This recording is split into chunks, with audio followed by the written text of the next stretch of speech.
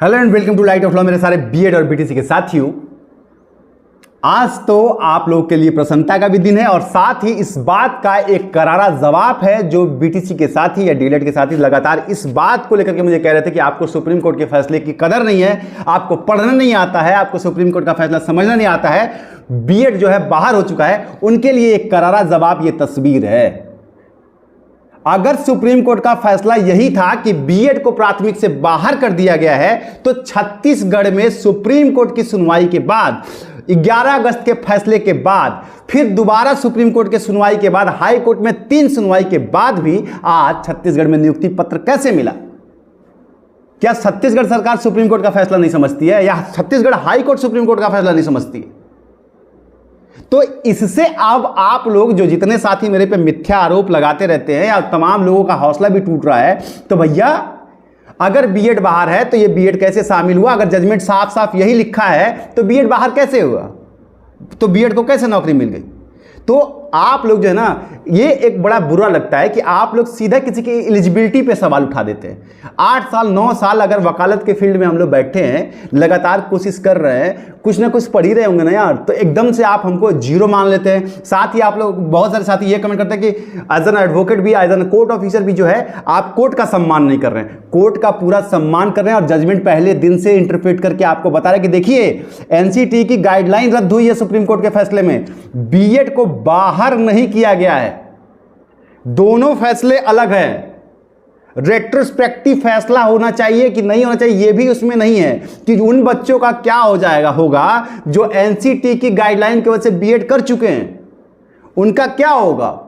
क्योंकि honourable supreme court ने अपने उसी 11 अगस्त के फैसले में, आप सब लोग पढ़ चुके होंगे, कई बार पढ़ चुके होंगे, आप जाकर के पैरा 13 पढ़िए पेज नंबर 4 का। वो कहती है ना कि एनसीटी ही वो संस्था है जो नियामक तय कर सकती है, उसी का अधिकार है कि वो नियामक तय करे। तो जब एनसीटी ने ये नियामक तय कर दिया था, चाहे वो रद्द क्या हुआ है? रद्द हुआ है जिस तरीके से एनसीटी ने नियामक तय किया वो गलत था, इसलिए एनसीटी की वो नियामक तय करने की प्रक्रिया ठीक नहीं थी, इसलिए उस गाइडलाइन को रद्द किया जाता है। लेकिन वो गाइडलाइन तो आ चुकी थी।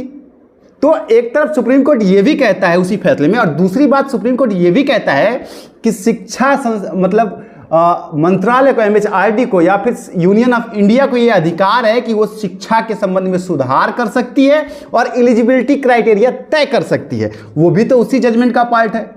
तो बीएड को पूर्ण रूप से बाहर करने की जो बात की जा रही है कि बीएड बाहर हो गया है, ये चीज अभी ये अब आपको समझ में आया कि मैं क्यों कह रहा था कि बीएड बाहर नहीं हुआ है, क्योंकि फैसला ऐसा ही था। और इसी चीज को लेकर के, इसी आर्ग्यूमेंट को लेकर के जब कोर्ट में बहस हुई तो यह फैसला निकल के आया कि छत्तीसगढ़ में नियुक्ति पत्र बांटे गए। यहां पर एक ही देखने वाली चीज है कि बात यह है ना कि छत्तीसगढ़ सरकार बीएड के साथ है। क्या बिहार सरकार बीएड के साथ है? जवाब है नहीं। क्या केबीएस का पूरा संगठन जो है वो बीएड के साथ है? जवाब है नहीं। ये लोग अपने आप को बैक कर रहे हैं, ये लोग अपने आप को उस तरीके से साथ नहीं दे रहे हैं बीएड का, जबकि केबीएस के ही रिक्वेस्ट पर बीएड को शामिल किया था। केबीएस का ही पत्र सबसे पहले गया था कि हमें जो है बीएड हमारे यहाँ नहीं मिल पा रहा है, हमारे यहाँ योग्य शिक्षक नहीं मिला है, तो हम चाहते हैं कि बीएड को प्राइमरी में एलिजिबल कराया जाए। ये केबीएस का ही रिक्वेस्ट था। उसका पत्र मुझे अभी मिला नहीं है, लेकिन मेरी जो जानकारी है, माइट आई बी रॉन्ग, लेकिन यही जानकारी है मेरे पास। तो इन्हीं पे कहा गया था और आज केबीएस बैक नहीं कर रही है बीएड वालों को। तो जो साथी ये कह रहे थे, और एक उम्मीद करता हूं अगर चैनल पे नए या पुराने आज तक सब्सक्राइब नहीं किए तो कर जरूर लीजिएगा, क्योंकि मैं गलत बात नहीं करता हूं। और ये भी मत समझिएगा कि मैं बीएड के साथ हूं आंख बंद करके, मैं कोई अंधभक्त हूं बीएड का, बिल्कुल गलत बात है। मैं ये कह रहा हूं कि आज के बाद बीएड को कभी प्राइमरी में शामिल मत कीजिए। जिनको 1 to 5 का टीचर बनना है आज के बाद वो बीटीसी करें, डीएलएड करें और प्राइमरी का टीचर बने। लेकिन जिन बच्चों ने आज तक एनसीटी की गाइडलाइन की वजह से बीएड कर लिया ताकि उनको प्राइमरी में टीचर बनने का मौका मिल रहा था, ये सिंपल सा माइंड सेटअप है भाई। मैं कोई इधर उधर की बात नहीं कर, मैं अगर बीएड के साथ हो तो मैं कहता हमेशा के लिए रखो, नहीं इन्हें हटा दीजिए। जिनको प्राइमरी का टीचर बनना है वो डीएलएड करें, बीटीसी करें, कोई दिक्कत नहीं है। लेकिन आज के बाद, क्योंकि अगर आप जो है, मैं वही बात कह रहा हूं कि अगर आपको एक ही ड्राइविंग लाइसेंस पर स्कूटी, कार, ट्रक, बस, हवाई जहाज, ट्रेन सब चलाने का मौका मिलेगा तो कोई सिर्फ बाइक का लाइसेंस क्यों लेगा? वो थोड़ी और मेहनत करेगा, और वो सबका एक साथ लेगा, तो वही हुआ है। ये मेंटल है, ये आदमी की मानसिक स्थिति होती है। इसमें गलती बच्चों की नहीं है, उनके पास मौका था, वो चाहते तो डीएलएड कर लेते हैं। अगर डीएलएड हुई प्राइमरी के लिए था सिर्फ, तो उन्होंने जब एनसीटी ने ये कह दिया कि बीएड को हम प्राइमरी में लेंगे, तो मतलब बीएड को प्राइमरी में लेंगे, तब तो बच्चों ने बीएड कर लिया कि चलो यार भर्तियां वैसे भी कम आती हैं, जिसमें आएगी उसमें चले जाएंगे। आज प्राइमरी की भर्ती आ रही है और बीएड को बाहर कर दिया, तो गलती एनसीटी की और भरेगा बीएड का। ये मेरा लड़ाई है कि संस्थाएं ऐसे ही गलती करती रहेंगी अगर उनके ऊपर जिम्मेदारी तय नहीं होगी, और इसलिए मैं लड़ाई लड़ रहा हूं। आई थिंक मेरा पॉइंट आपको समझ में आ गया होगा। तो चलिए, ये एक बात हो गई। अब जरा आ जाते हैं कॉन्टेक्स्ट में कि अब इस फैसले से मध्य प्रदेश प्रभावित हो रहा है कि नहीं, बिहार प्रभावित हो रहा है कि नहीं, केवीएस प्रभावित हो रहा है कि नहीं, और बंगाल प्रभावित हो रहा है कि नहीं। बिल्कुल हो रहा है, बिल्कुल हो रहा है, लेकिन इसमें कई चीजें और हैं। आप छत्तीसगढ़ के बीएड को शामिल करने को लेकर के आप पूरे बीएड को हर राज्य में शामिल ना समझिए। ये इसलिए क्योंकि छत्तीसगढ़ के ज्योग्राफिकल और उसके सिनेरियो को लेकर के ये फैसला लिया गया, और साथ ही छत्तीसगढ़ सरकार बीएड को बैक कर रही थी। वो क्योंकि उसने एनसीटी की गाइडलाइन के तहत उसने किया था, उसने हाई कोर्ट के, सुप्रीम कोर्ट के फैसले के अंतर्गत बीएड को नहीं लिया था। उनके नोटिफिकेशन में नहीं था, जैसे कि बिहार में नहीं है, उनके नोटिफिकेशन में ये नहीं था कि सुप्रीम कोर्ट के फैसले के अधीन हम बीएड को प्राइमरी में शामिल कर रहे हैं। यही चीज था जिसकी वजह से वहां पे सरकार ने कहा कि हमने एनसीटी की गाइडलाइन के तहत किया था, और जब वो गाइडलाइन जो प्रचलन में थी तभी हमने ये प्रक्रिया की थी। यही बात बिहार के लिए, मध्य प्रदेश के लिए ये थोड़ा ट्रिकी है, क्योंकि मध्य प्रदेश में ये मामला जो है सुप्रीम कोर्ट के फैसले के अधीन है।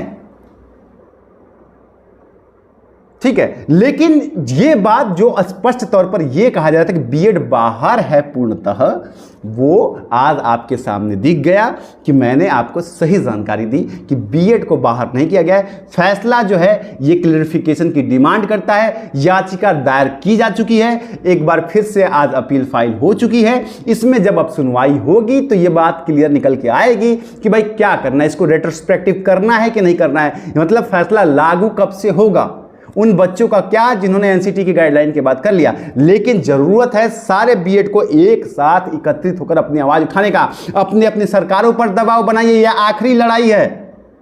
और एक बात मैंने बिहार के कॉन्टेस्ट में बोला था, देखिए हम प्रदर्शन नहीं कर सकते, एज कोर्ट ऑफिसर हमारा कोड ऑफ कंडक्ट ये नहीं कहने अलाउ नहीं करता है। हम लीगल लड़ाई ही आपकी लड़ सकते हैं, और हम अपनी तरफ से आखिरी प्रयास यही कर रहे हैं, लीगली जितना हो सके सबको संगठित करके, या जिस तरीके से भी हो सके।